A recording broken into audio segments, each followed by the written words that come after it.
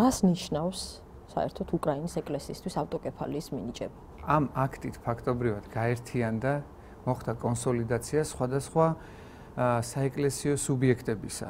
რეალურად უკრაინაში მართლმადიდებელი ეკლესია იყო დანაწევრებული.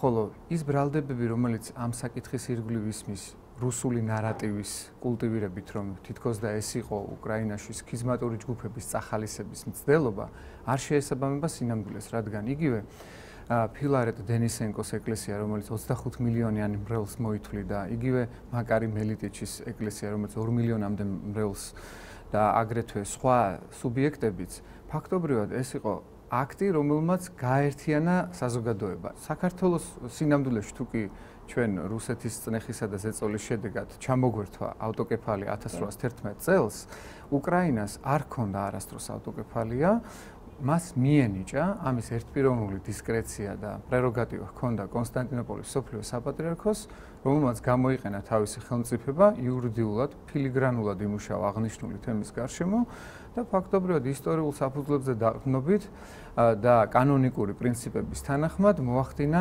დეკლარირებულად უკრაინისთვის ავტოკეფალიის მინიჭების საკითხი. ანუ რა ბრძოლას ჩვენმა ეკლესიამ გაიარა, ხო? ჩამოგვერთვა, შემდეგ ვიბრძოლე, შემდეგ მოგვიანებით ეს არის მათი იდენტობის შენარჩუნების მთავარი გამოხატულება. მათ ეს ბრძოლა არ გაუვლიათ, ხო? ცხადია, მათთვის ეს ბატალიები უცხოა, რადგან ეს სადღეისოდ დაუდგათ დღის წესრიგში, ხოლო ჩვენ გაცილებით უფრო მძიმე და უფრო მტარვალი, ასე ვთქვათ, ბრძოლა გადაგხვდა მომხდურთან ამ საკითხის გარშემო. უკრაინისთვის ავტოკეფალიის მინიჭება რუსეთის იდეოლოგიური მდგენელის შეტორტმანების ტოლფასია. ფაქტობრივად რას კარგავს რუსეთი, გიორგი? აღმოსავლეთ ევროპაში გავლენა, ქონება, ისტორიული მემკვიდრეობა, კიდე რას, როგორ აღიქმება რეგიონში საცეცებს, აღმოსავლეთ ევროპაში საკუთარ გავლენას, ისტორიულ მეხსიერებას, რაც მისთვის ძალიან მნიშვნელოვანია და მთელი მისი, ასე ვთქვათ, სამომავლო მისწრაფებები ამაზე დგას. ამდენად ეს მისთვის არის უზარმაზარი დარტყმა, დიდი გამოწვევა და ეს არის პასუხი ცივილიზებული სამყაროს მხრიდან. საქართველოს ეკლესიას, მართლმადიდებელ ეკლესიას მივადექით, საბოლოო გადაწყვეტილება მიღებული ან არ არის, ან ჩვენ არ ვიცით, იმიტომ რომ 27 დეკემბერს სინოდის ხდომის შემდეგ ჩვენ ნახეთ, რომ აზრები იყო გაყოფილი. როგორ ფიქრობთ, რატომ ყოყმანობს და რას ფიქრობს ამდენ საქართველოს მართლმადიდებელ ეკლესია? ანუ რა არგუმენტებს შეისწავლის ის, როგორც მათ ოფიციალურად განაცხადეს? უპირველეს ყოვლისა უნდა ითქვას, რომ საქართველოს ეკლესია თავისუფალია ყოველგვარი ტვირთისაგან, ის არ არის ლეგიტიმაციის წყარო, აღიარებს თუ არ აღიარებს, ამას არავითარი ძალა არ ექნება, არც სიმბოლური თქვენ წარმოიდგინეთ, რადგან ერთპიროვნულად ამ საკითხს ყვეს მხოლოდ და მხოლოდ სოფლიო საპატრიარქო. ხოლო საქართველოს კი შეუძლია ამ შემთხვევაში უბრალოდ ობიექტური სინამდვილე და მოცემული ჭეშმარიტება, რომელიც კანონიკურად არის დადასტურებული და ისტორიულად მიიღოს, შეიწყნაროს და დაეთანხმოს და უბრალოდ ფაქტის კონსტატაციას მიაქციოს ყურადღებას, ხო არაფერი, აგრეთვე წმინდა სენტიმენტებით თუ ვიმსჯელებთ და თქვათ ემოციით, მას უნდა გქონდეს რეტროსპექტიულად წარმოდგენა თუ რა მდგომარეობაა დღეს უკრაინაში საკუთარი ისტორიული სინამდვილის გათვალისწინებით თუნდაც, რომელიც მე-20 საუკუნის ბატალიებში საქართველოს რეალობაში მოხდა, იგივე 1917 წელს, როდესაც სვეტიცხოველში ჩვენ საზეიმოდ გამოვაცხადეთ დამოუკიდებლობა ეკლესიური, ანუ ავტოკეფალია აღვადგინეთ, ამას არავითარი საერთაშორისო აღიარება და ლეგიტიმაცია არ ჰქონდა, მაგრამ ვინ ეთქვეს, რომ წმინდა კირილ მღვდელმოწამის ან წმინდა ამბროსი აღსარებლის ბრძოლა იყო არაღვთივსულიერი და თქვათ ალოგიკური და უსაფუძვლო და უწმინდური. შესაბამისად, ჩვენ უნდა გავითვალისწინოთ, რომ რა გამოცდილებაც გვაქვს, ზუსტად ის ბრძოლა უხდება ახლა უკრაინას და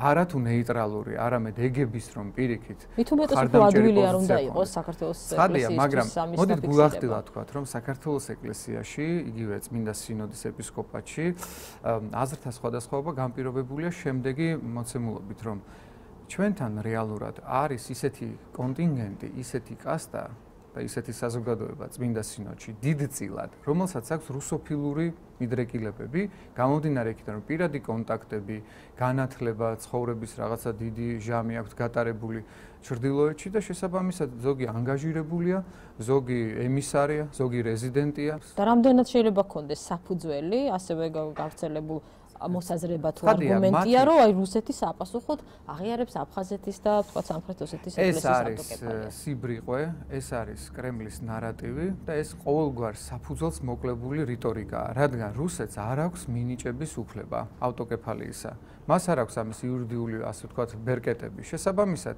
ნებისმიერ შემთხვევაში მოცემულობას ეს არ შეცვლის. იგივე, ვთქვათ, პოლიტიკური თვალსაზრისით ახლა სამაჩაბლოს და აფხაზეთს აღიარებს თუ არა, ამის არც უფლება აქვს და არც ვთქვათ რაღაცა ასახვა აქვს რაიმე რეალობაზე, ხო?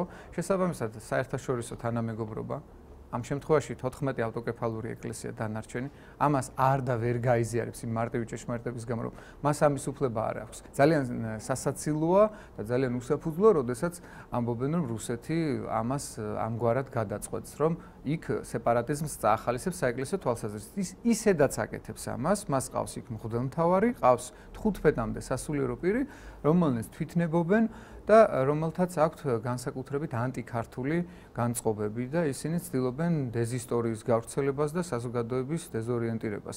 საქართველოს ეკლესიაში მაინც ვინ წყვეტს? ვისია საბოლოო სიტყვა უკრაინის ავტოკეფალიის აღიარებასთან მიმართებით? სამწუხაროდ დეკლარირებულად უნდა ითქვას, რომ ეკლესიას მართავს წმინდა სინოდი, მაგრამ სამწუხაროდ რეალურად საქართველოს ეკლესიას მართავს საქართველოს საპატრიარქოს სამდივნო, რომელსაც ხელმძღვანელობს პერსონალურად თუ ვიტყვით შორენა თეთრუაშვილი, ცხადია და სხვა დანარჩენი პირები, რომლებიც გამოირჩევიან დიდი პიეტეტით და რევერანსებით რუსეთის მიმართ. შესაბამისად, მე ძალიან სკეპტიკურად ვარ განწყობილი და მაქვს ამის საფუძვლები, რომ ვივარაუდო უფრო მეტად უმართებულო გადაწყვეტილების გამოტანა საბოლოო ჯამში. საქართველოს ეკლესია სამწუხაროდ ოფიციალური ეკლესია დაიკავებს, მოდით პირდაპირ ვიტყვი სამარცხვინო პოზიციას და ის იტყვის, რომ ის არ გაამწვავებს რუსეთთან ურთიერთობას და დაიკავებს ნეიტრალურ პოზიციას. თქვენ თქვით, რომ 6 იანვარს უკვე სწორედ კონსტანტინოპოლის ეკლესია გადასცემს უკრაინის გაერთიანებულ ეკლესიას ავტოკეფალიის ტომოს, ხო, სიგელს. ამით ეს პროცესი დასრულდება, ხო, ფაქტობრივად? პროცესი დასრულდება და რა შეიცვლება უკრაინისთვის? ბოლომდე არ არის დასრულებული ტომოსის მინიჭებით ეს საკითხი, რადგან ერთია დამოუკიდებლობის მინიჭება, ხოლო მეორეა სტატუსი, რომელიც აუცილებლად პირველი იერარქიაში უნდა გამოიხატოს და არ არის საკმარისი მხოლოდენ კიევისა და სრულად უკრაინის მიტროპოლიტის წოდება. ამ შემთხვევაში იქ ყველაზე მწვავე იქნება ქონებრივი დავის საკითხი, რადგან სახელმწიფო აღასრულებს სამართალს, ცხადია, უკრაინის ხელისუფლება მხარს უჭერს უკრაინის ეკლესიას და რა თქმა უნდა, მათ მოუწევთ შესაბამის სტრუქტურებს, რომ ის მიტაცებული ინფრასტრუქტურული ნაგებობები და ტაძრები თუ მონასტრები დაუბრუნონ კანონიერ მფლობელობაში უკრაინის ახალ შექმნილ ეკლესიას. რაც რუსეთისთვის ძალიან დიდი დარტყმა, იგივე კიევო-პეჩორის სრავლა, ეს არის სიმბოლო მათი, ასე ვთქვათ, საეკლესიო ცხოვრების ამდენად. აი ეს პროცესი გარკვეულ კონფლიქტებს წარმოშობს. მე არ გამოვრიცხავ, რომ რუსეთმა სამხედრო ინტერვენცია, ოკუპაცია თუ ანექსია გააღრმაოს. და ჩვენ ვიხილეთ, ხო, მაშინ როდესაც ეს პროცესი დაიძრა, იგივე ფლოტი დაბომბეს და ტყვეთ აიყვანეს უკრაინელები რუსებმა და ეს წერტილოვანი დარტყმები გაგრძელდება. თუმცა იგივე მსოფლიო პატრიარქს აქვს ძალიან პრინციპული პოზიცია და ერთმნიშვნელოვანი და მათ სინოდს, რომ ნებისმიერ შემთხვევაში უნდა მოხდეს უკრაინისთვის ავტოკეფალის მინიჭება. მან თქვა, რომ ჩემს მიმართაც არსებობს გარკვეული მუქარები და თუ კი ჩემი სიცოცხლის ხელყოფა მოხდა, ვიდრე ჩემს დაკრძალვამდე მოიწვიეთ წმინდა სინოდის ხდომა და გადაეცით უკრაინის ეკლესიას ტომოსი ყოველ მიზეზს გარეშე.